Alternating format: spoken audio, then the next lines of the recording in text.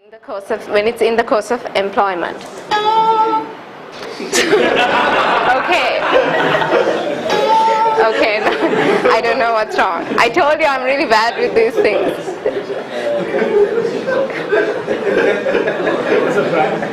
I know. Sorry. That's an interesting area. Okay, like I said before, exclusive rights.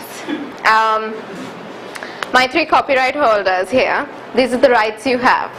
The right to copy and reproduce your work. Okay? The right to translate the work to any language you like. The right to rent or lend the work to public. So you can rent it, you can sell it, you can perform it, show it, play it. You have the right to communicate the work to public, right to make an adaptation of the work or do any of the above. Okay, so why it's called exclusive rights is because it excludes the rest of the world. Right, so you are exclusive in having these rights. So this is why I told you you need to put the copyright mark on your work, because you have, in that instant, you have excluded everyone else out and you are telling the world, this is mine.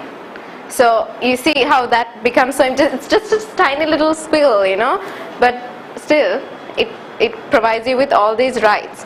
Now these I've mentioned are owner's rights. These are the rights that the owner of the work will have. So in the case of an employment, unfortunately, it's your employer that will have these rights. Okay.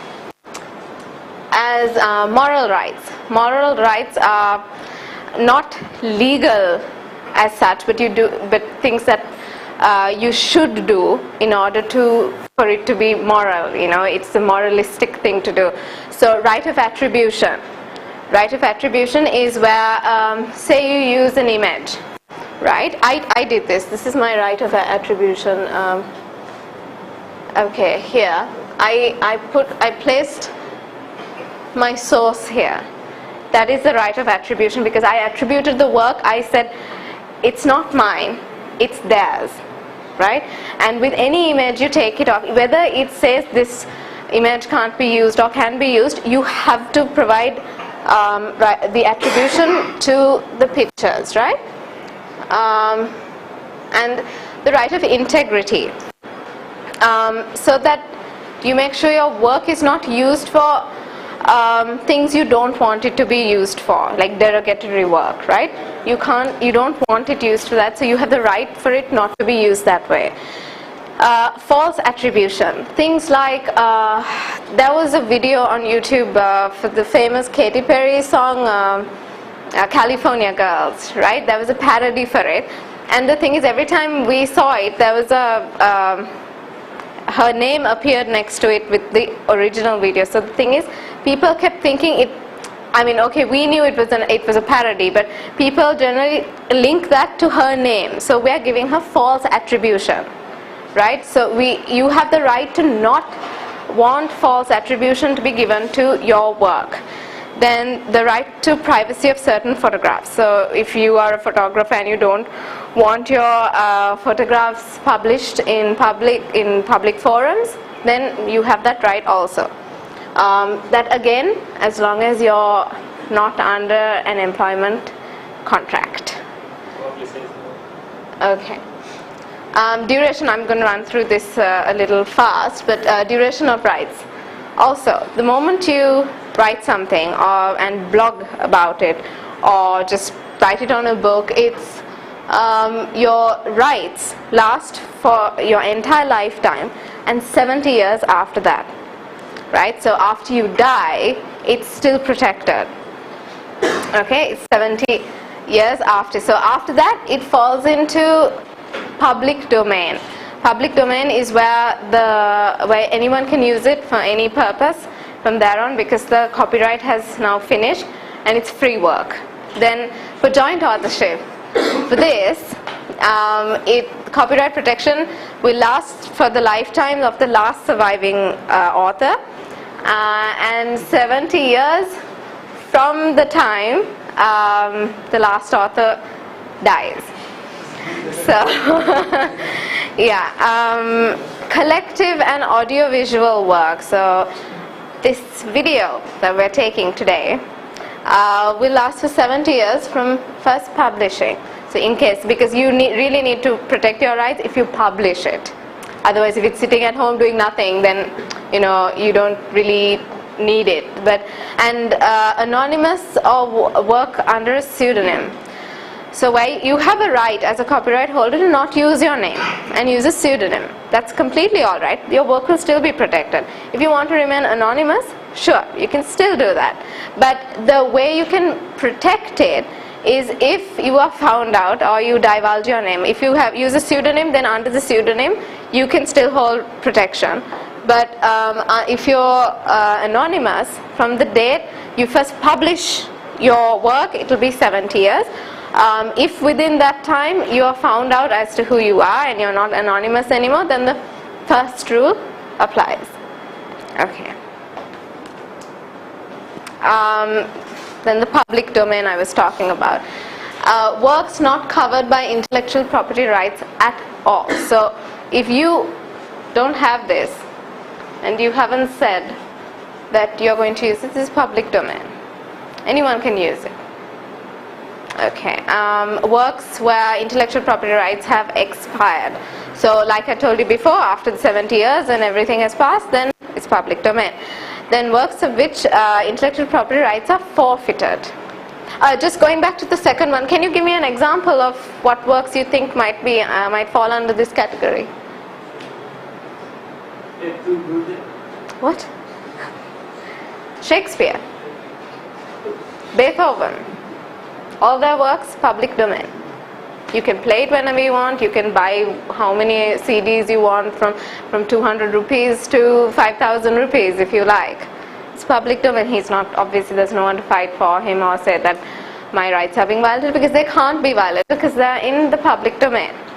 Right. Work which was created before copyright law. Give me an example of that.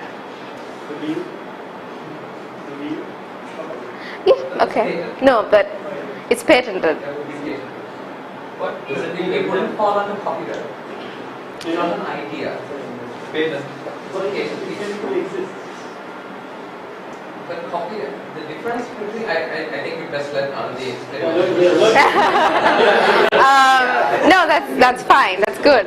But I was going for more like a literary work would be simple as the Bible or the Quran. It's not copyrighted. You can sell it, you can use it, and yeah. Right. Then comes the flip side, fair use.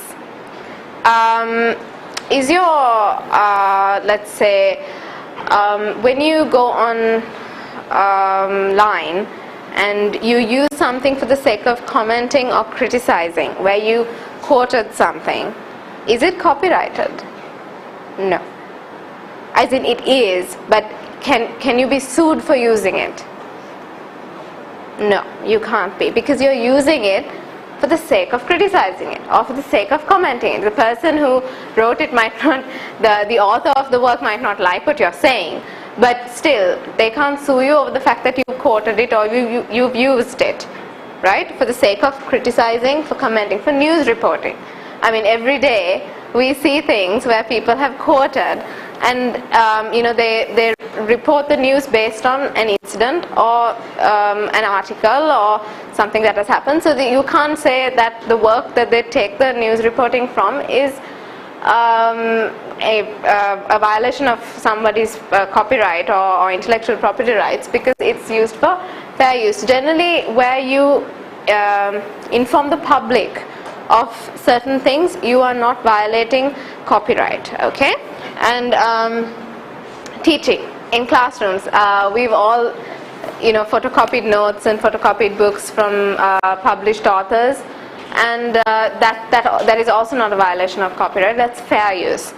This is under statutory law, meaning it's in law, it's written, so you're protected under this defense. Don't abuse it though. Don't use like chunks of someone's work and say, oh, but it's fair use because I'm just using to comment on it. But there are certain restrictions, but under law there is something called fair use that you can use.